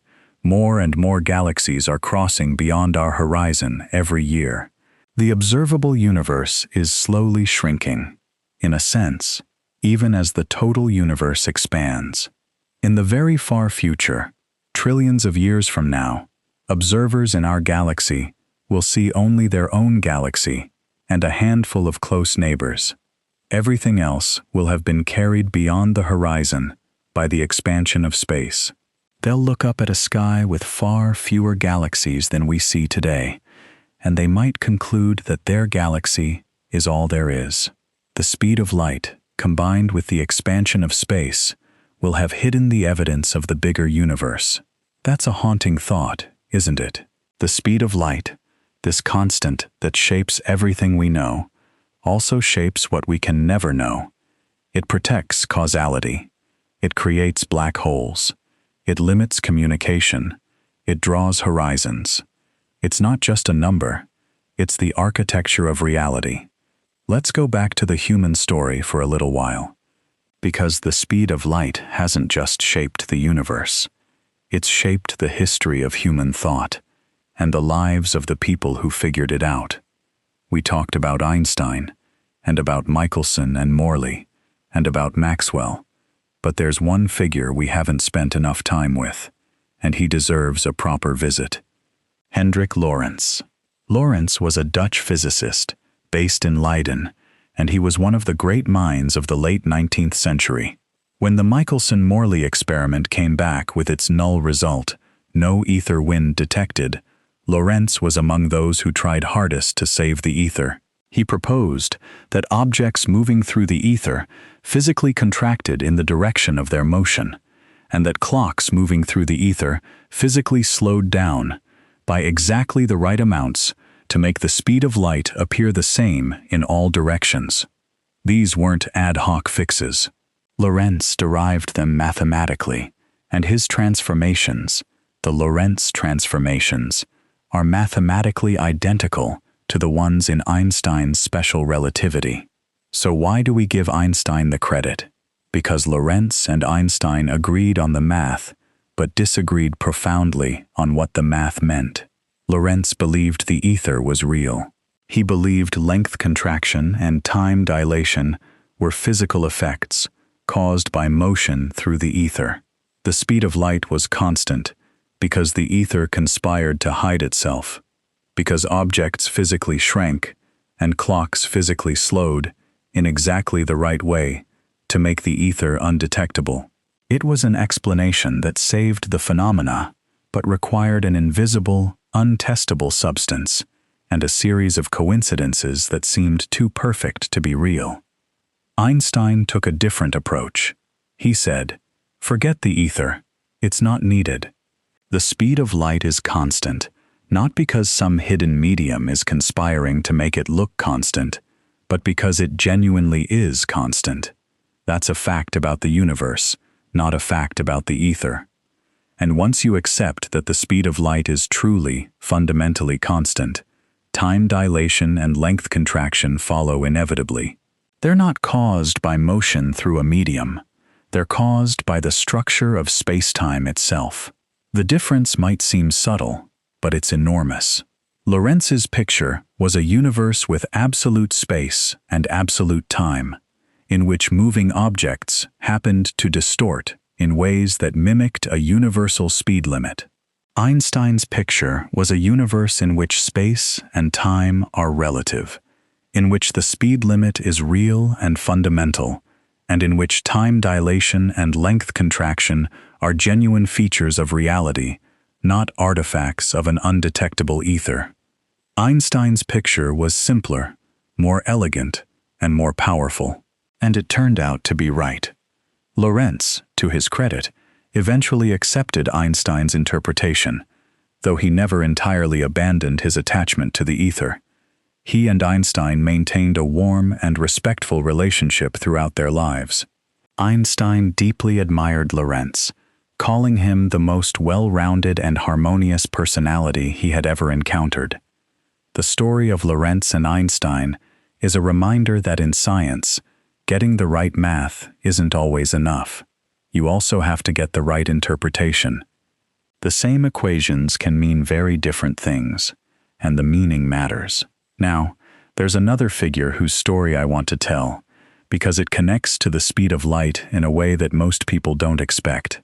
Her name was Emmy Noether, and she was one of the greatest mathematicians of the 20th century.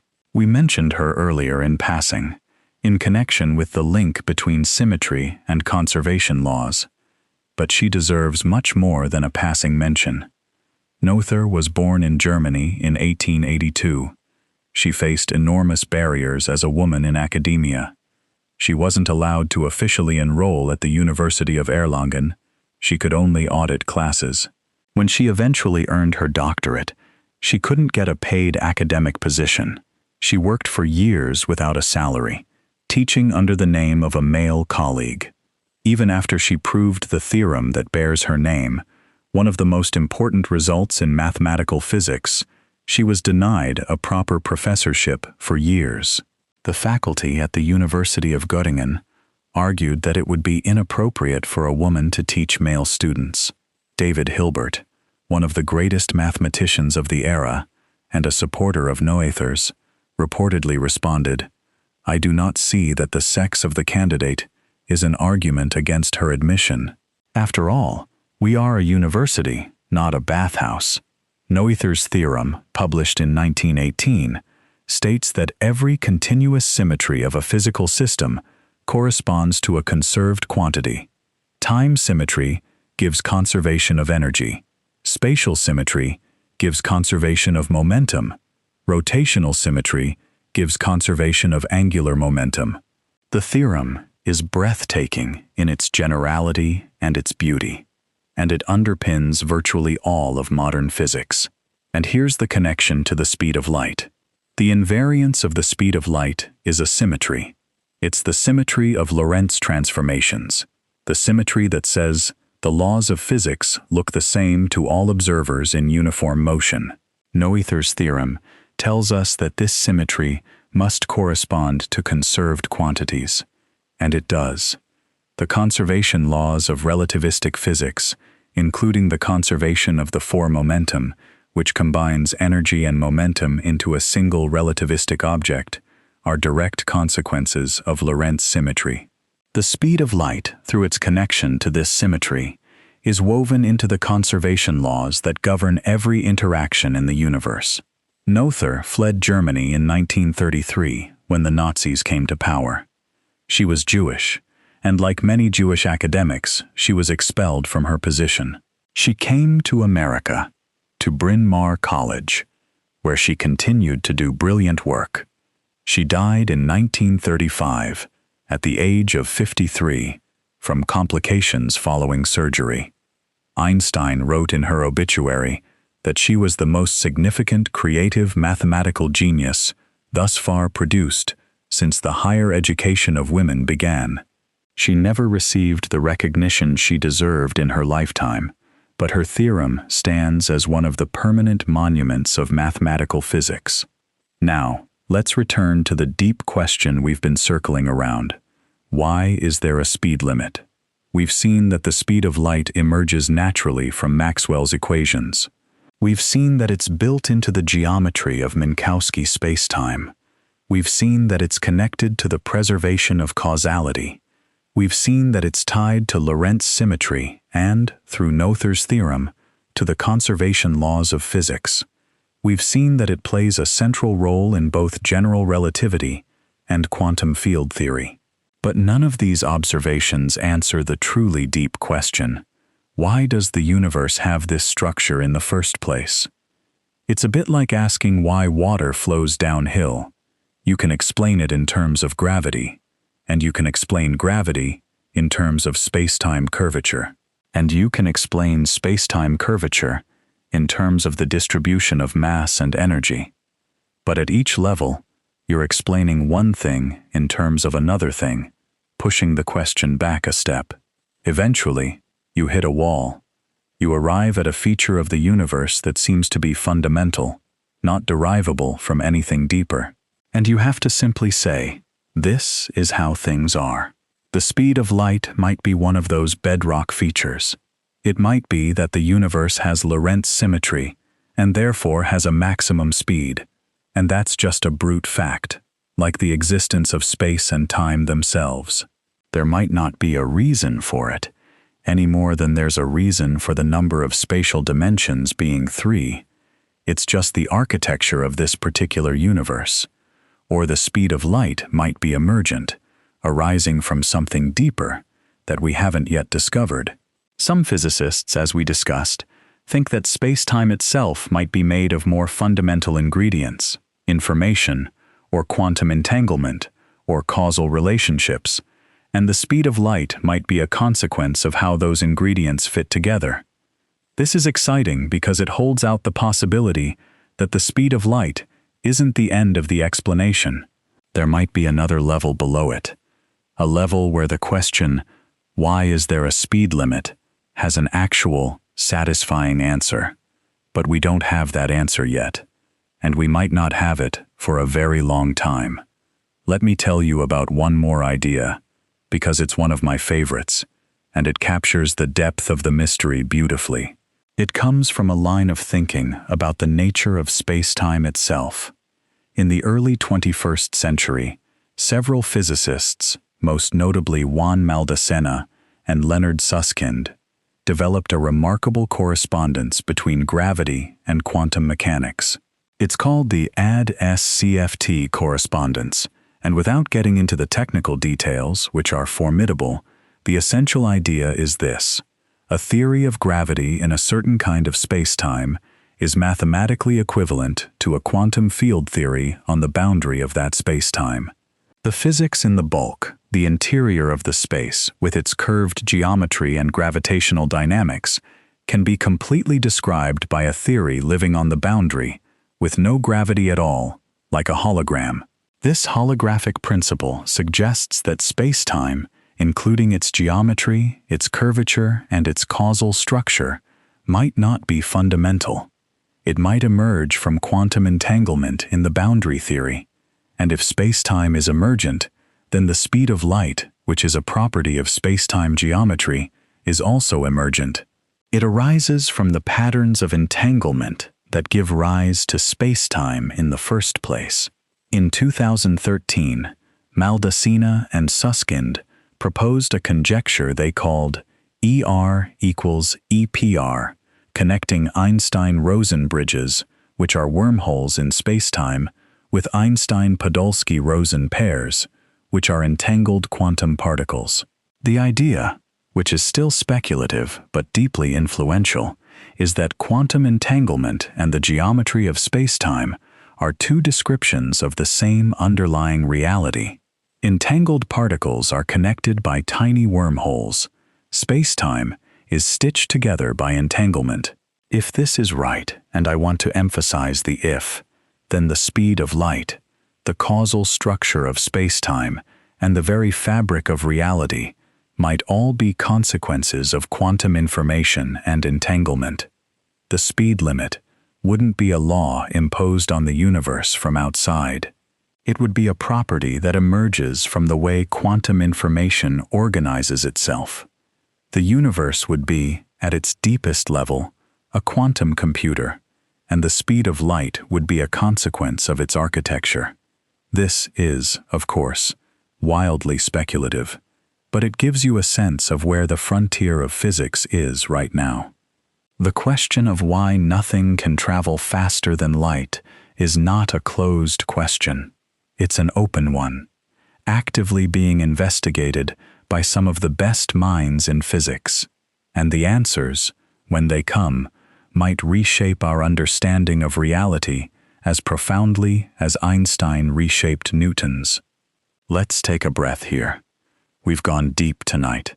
We've traveled from Galileo's hilltops to Roemer's Jupiter, to Maxwell's equations, to Michelson's interferometer, to Einstein's patent office, to Dirac's antimatter, to black hole horizons, to the holographic principle.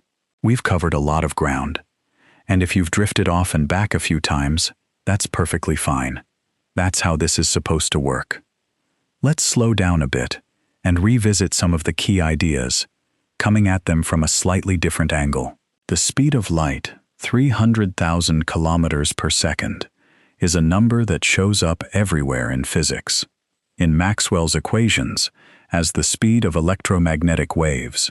In special relativity, as the speed that's the same for all observers. In general relativity, as the local speed limit enforced by the curvature of spacetime. In quantum field theory, as the speed at which influences propagate through quantum fields. In cosmology, as the speed that defines the observable universe. It's the same number every time, playing different roles in different theories, but always there, always central, always fundamental.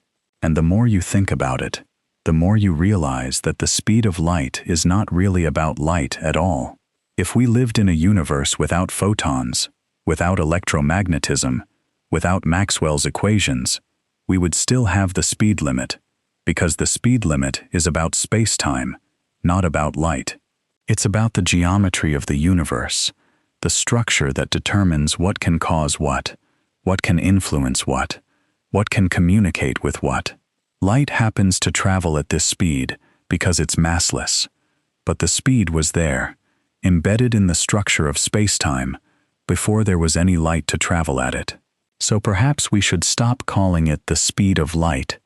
Perhaps we should call it what it really is, the speed of causality, the maximum speed at which the universe allows cause to produce effect, the maximum rate at which information, in the broadest possible sense, can propagate from one point in spacetime to another.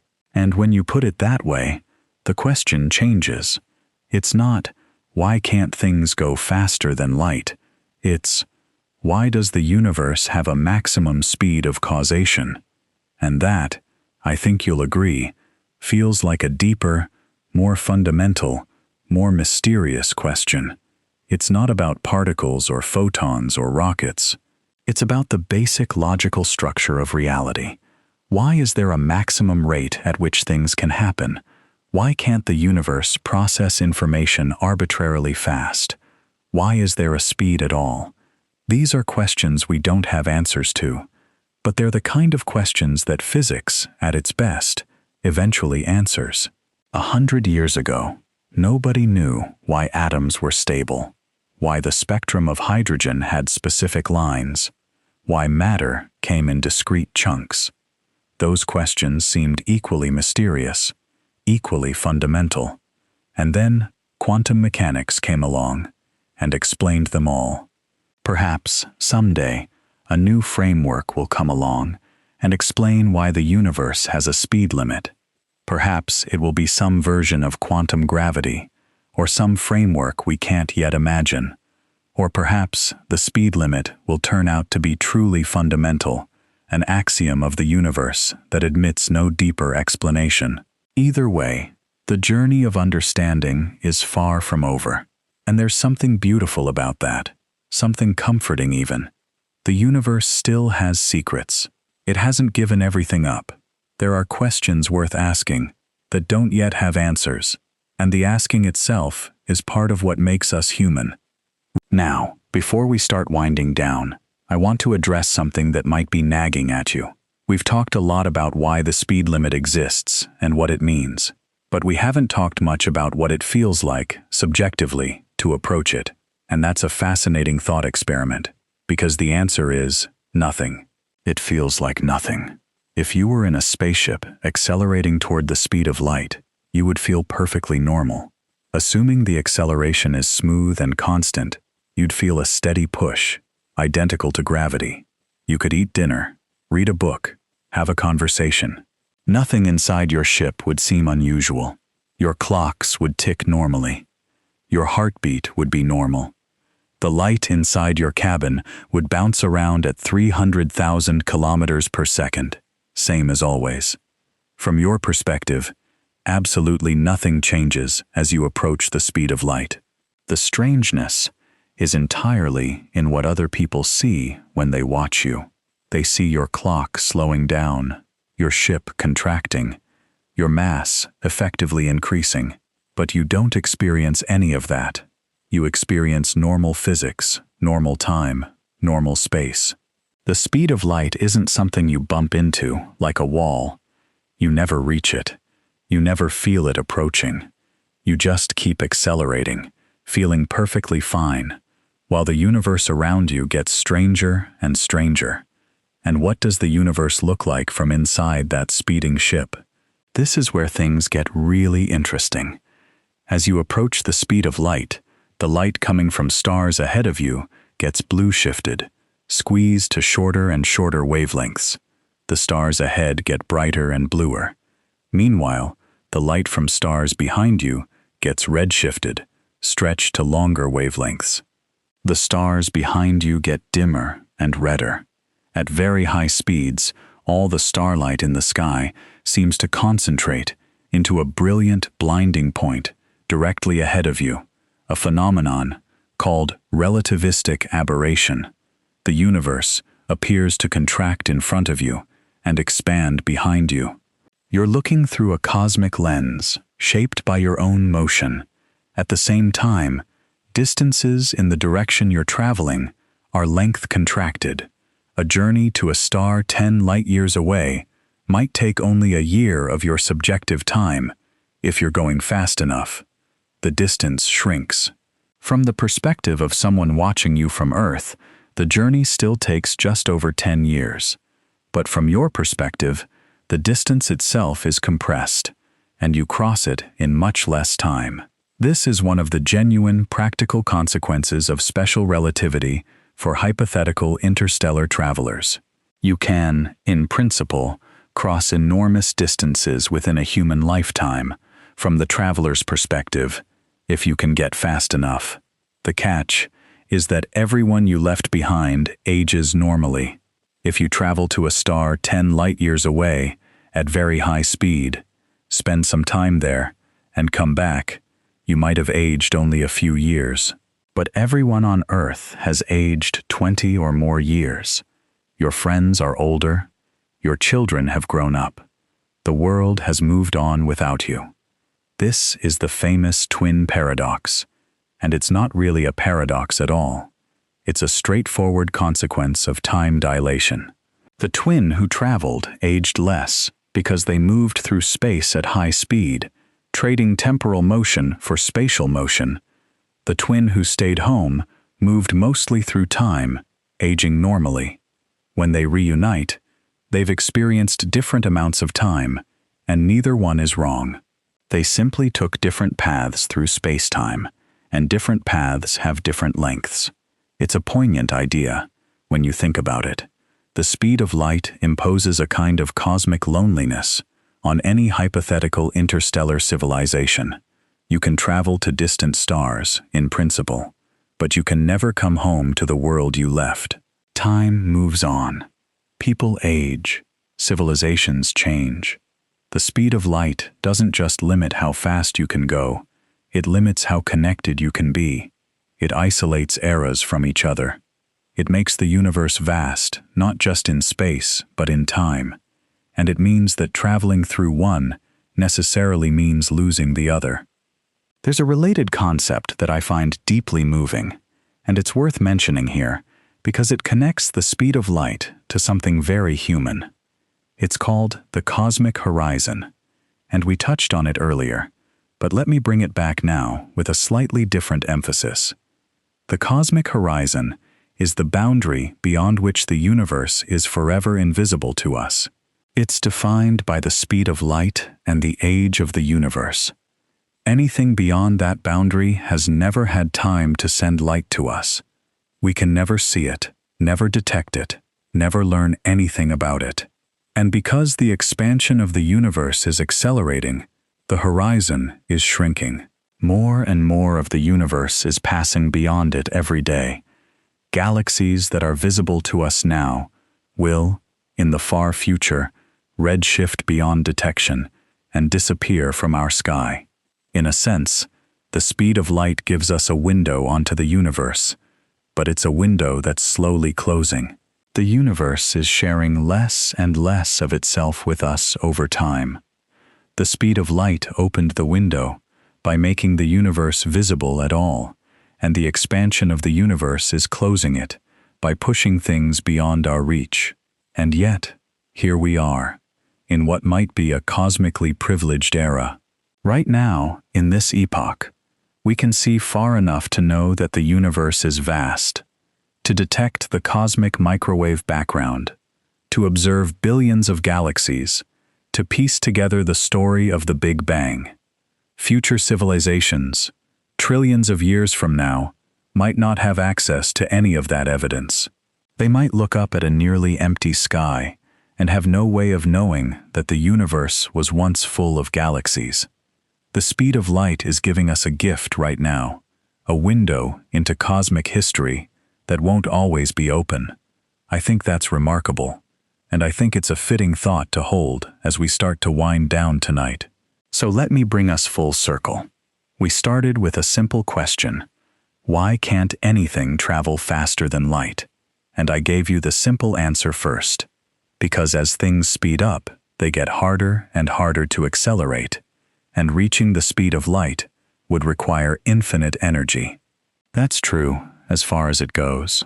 But then we went deeper. We learned that the speed of light isn't really about light. It's about the structure of spacetime. It's the maximum speed of causality, the fastest rate at which the universe allows one event to influence another. It emerged from Maxwell's equations, was confirmed by the Michelson-Morley experiment, and was explained by Einstein as a consequence of the geometry of spacetime. In Minkowski's framework, the speed of light is the boundary of the light cone, the dividing line between what can be causally connected and what can't. It's the speed at which all of your motion through spacetime is directed through space, and none through time. We learned that the speed of light protects causality, preventing the logical paradoxes that would arise if information could travel backward in time. We learned that it creates black holes, defines the observable universe, and shapes the large-scale structure of the cosmos. We learned that it demanded the existence of antimatter through the Dirac equation, and that it's woven into the conservation laws of physics through Noether's theorem. We learned that in general relativity, the speed of light is locally constant but globally influenced by the curvature of spacetime, and that this interplay creates some of the most extreme objects and phenomena in the universe. And we learned that, despite all of this, nobody can fully explain why the universe has a speed limit. The speed of light might be a fundamental feature of reality, an axiom that admits no deeper explanation.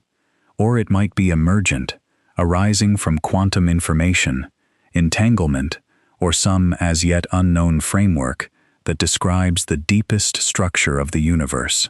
The answer is genuinely unknown, and that's not a failure of physics. That's the frontier of physics, the edge of what we know, where the ground gets soft and the questions get beautiful. I find that comforting, honestly. The idea that the universe still has secrets, that the simplest questions, why is there a speed limit? Why does space have 3 dimensions? Why are there forces? Why is there something, rather than nothing, are still open. That the story of physics isn't finished. That somewhere, right now, someone is lying awake, or sitting at a desk, or staring at equations on a whiteboard, trying to figure out why the universe has this particular structure. And maybe they'll find it. And maybe it will be stranger and more beautiful than anything we've imagined. But for now, here's what we know. There's a speed, 300,000 kilometers per second. It's the same for everyone, everywhere, always. It's baked into the equations of electromagnetism and the geometry of spacetime. It defines what can touch what can cause what can know what. It makes the universe coherent. It makes time directional. It makes the stars visible, and the black holes dark, and the horizon real. And right now, the light from whatever lamp or screen is near you is traveling at that speed, carrying photons that were created by electrons jostling in a filament or bouncing around in a diode, photons that have no mass and no internal clock and no experience of time. They were born traveling at 300,000 kilometers per second, and they hit your wall or your ceiling or your eyelid in the tiniest fraction of a second. They crossed the room faster than any thought you've ever had. And they did it because the universe is built the way it is, with this particular geometry, this particular symmetry, this particular speed woven into its deepest fabric. Why that speed? Why any speed limit at all? Nobody knows. Not fully. Not yet. But the question is worth asking, and the journey through the answer, all the history, all the physics, all the wonder and strangeness and beauty of it, is more than enough for one night. So let that settle. Let the idea of the speed of light be something you carry into sleep, not as a number, not as a formula, but as a feeling. The feeling that the universe has rules, and those rules are elegant, and those rules are deep, and underneath those rules there might be even deeper rules, and underneath those, who knows? The universe is structured all the way down, and we've only seen a few layers so far, and every layer we've uncovered has been more beautiful than the last. The speed of light is one of those layers. It's the speed at which reality unfolds, the speed at which causes become effects, the speed at which the universe tells its own story, one event at a time, each one caused by the one before, none of them getting ahead of itself. Everything in order, everything connected, everything moving at its own pace, but never, ever faster than the speed at which the fabric of the universe itself allows. That's a peaceful thought, I think. The universe is patient. It moves at the speed of light, and it has all the time it needs. 13.8 billion years so far, and counting. It's in no hurry, and neither are you. So close your eyes, if they're not already closed. Let the weight of the day settle into the mattress beneath you. Feel the gentle pull of gravity, the curvature of space-time, holding you right where you are. And know that right now, in this moment, photons are streaming across the universe at 300,000 kilometers per second, carrying information from distant stars to distant eyes, threading the cosmos together with invisible threads of light. You are part of that web. Every atom in your body was forged in a star, and the light from those stars traveled across unimaginable distances to get here, to become you. And that light obeyed the speed limit, every step of the way. The universe has its rules. And the deepest rule, the one we keep coming back to, is this. There is a speed beyond which nothing can go. We know it's real. We know it shapes everything, and we don't fully know why it's there. And that's okay, because the not knowing is its own kind of wonder. And tonight, that wonder is yours. Let it carry you into sleep.